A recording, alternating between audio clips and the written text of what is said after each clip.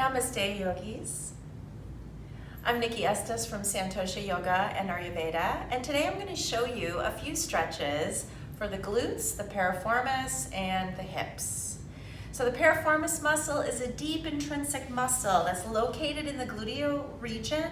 Oftentimes it's tight, it can put pressure on the sciatic nerve, which can create a lot of pain and discomfort.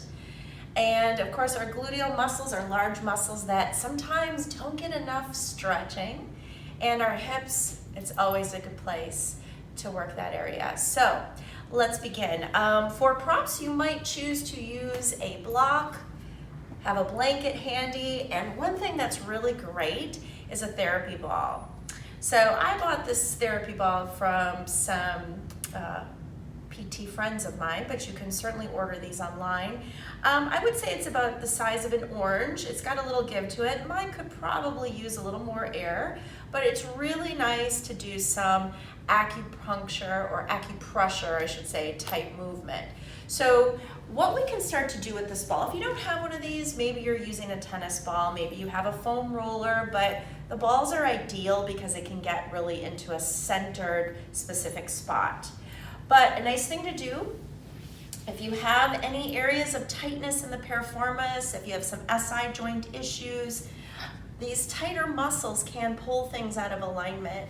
So one thing great to do is to lie down, place this ball underneath you, find the spot that really seems to bother you, and then just roll around on that ball. Find the spot that you're like, oh yeah, there's the sweet spot. There's the spot where I'm feeling that twinge. And then simply hold on that spot. Now as you come into that, it's going to feel intense, and this is where yoga breathing is so important. Close the eyes, draw breath and awareness to the area, and soften around the tension. You might move a little bit if you need to, and kind of continue to find areas that are causing some pain, and then continue to hold. Do this for up to about 5 minutes, at least 5 minutes, to allow the fascia to relax and release. Once you've done this, you can come off from the ball and sit up. Now there's a few different ways that we can begin to stretch the piriformis to open up the outside of the hip. And one way we can do this is through a seated twist. Taking our left leg over our right, holding it in, really crossing that leg over the body. And we'll go into a seated twist. So taking the left hand behind the back, take a deep breath in, hug the body in close, or the leg in close as you exhale and twist. So holding this, maybe bringing your arm across the body, going a little further, or pulling this leg in nice and tight. The more we can pull this leg in, the more that you might feel that stretch. So for today's purposes, just showing you these simple twists. So you're gonna come out, maybe counter twist, just feels good for the spine, the low back. We'll switch sides, taking it to the other side, hugging the leg in nice and tight. Deep breath in, anchor yourself as you slowly begin to rotate. So twists in and of themselves have a lot of great benefits, helping to improve our digestion, our elimination, increase our metabolism. And again, we might find this pose twisting, that might feel really great. But pulling the leg in, squeezing that leg and rotating. This is where we'll really get into that gluteal area a little bit easier. Take a couple breaths, or as long as you need to be here. I would say 5 to 10 is a good amount. And then deep breath in, lengthen the spine. Exhale and slowly rotate back, twisting the opposite direction. All right, coming back to center, let's take the legs and open them up. Now, typically, if we have tightness in our low back, there could be some pulling happening. We might find that our seated pose seems a little rounded. And when we start to fold forward, we're moving from our low back rather than keeping a neutral spine hinging at the hip joint. So a great way to combat this is to sit up on your blanket. So if you have that, you can sit up, get a little height. This helps to open the hips and release the hamstrings, which allows the pelvis to tip forward. So let's keep the toes pointed straight up. Deep breath in and exhale, hinging forward. So here, lengthening our spine, reaching from our low back and softening, moving our chest towards the earth, breathing out. So this is a good stretch to open up the adductors, the inner thighs, the hamstrings, as well as the hips. And again, take this pose as deep as you can for as long as it feels comfortable for you. Anywhere from 5 to 10 breaths, up to 5 minutes. And when you're ready, you can release from that stretch and bring the legs together. All right. So let's change positions. Let's come on to all fours. Now, if you have any knee issues, I'm going to be giving you a modification or an alternative after this pose. But let's see what we can do here. So bringing our right knee towards the edge of the mat, sliding our left leg back. This is known as pigeon pose. Now, the big thing in this pose is we don't want to lean to one side or really flip to the other side. We want to find balance. For many people who are tight through the front of their hip, you'll use perhaps a blanket to bring a little bit more support into your pose. If we're high off the ground, we lose stability. So if you've got that block or blanket, use it to your advantage to help you find balance and stability into the hips as well as the knee. From here, exhale, coming forward, coming down, and finding the balance between the hips. So again, you'll kind of move a little bit side to side, find that position.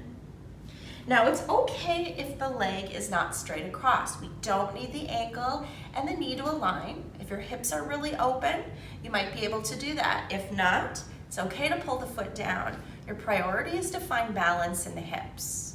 Make sure that you keep a straight line from your hip to your knee to your ankle. So you can take this pose here again as long as it feels appropriate for you, and provided you're not feeling sharp twinges of pain. This is a great pose for sciatica, a sharp nerve pain that can shoot down from the glute into the leg.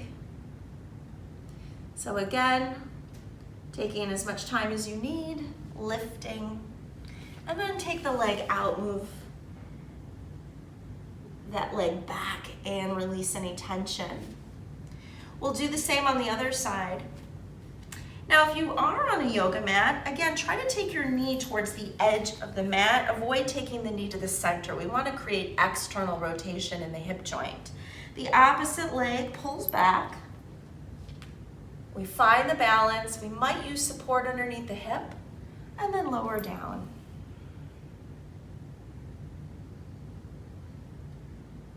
For the purpose of this video, we're moving through the poses today. You might pause the video here, stop and breathe for as long as it feels appropriate for you.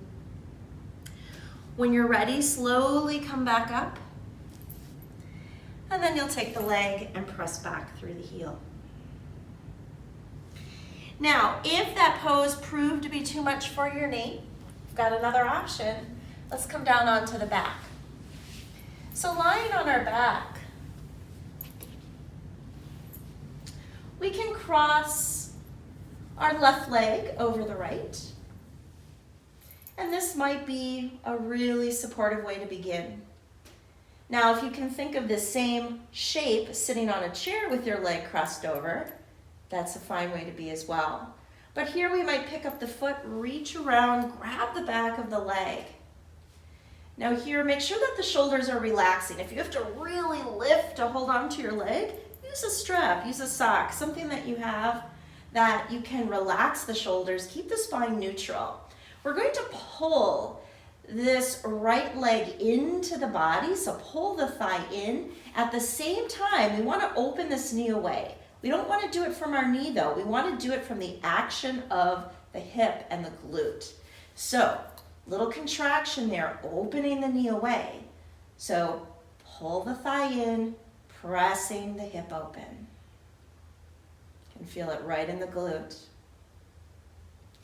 Now from here, we can hold this and do this again as long as it feels comfortable. Another thing you can do is cross the leg all the way over. So instead of ankle over knee, knee over knee, picking up the legs, grab a hold of the feet, pull the feet into the body. Now this top leg, you're gonna feel that isolated stretch in the glute, in the piriformis.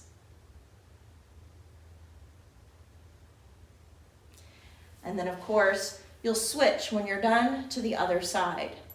So this recline pigeon or one-legged pigeon we did earlier moves into the glute, the piriformis, and the external hip rotator outside of the hip.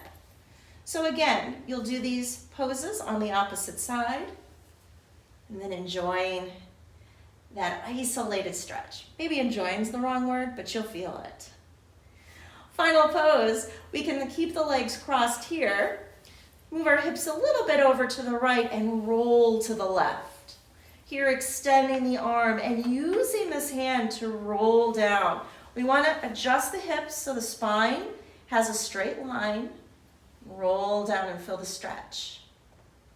Again, you're going to feel it here into the outside of the hip, the glute, even possibly the IT band, but be active. Pull this leg down.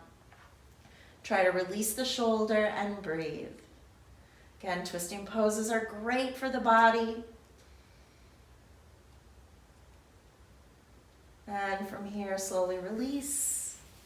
Of course, you'll finish this on the other side. Same thing here.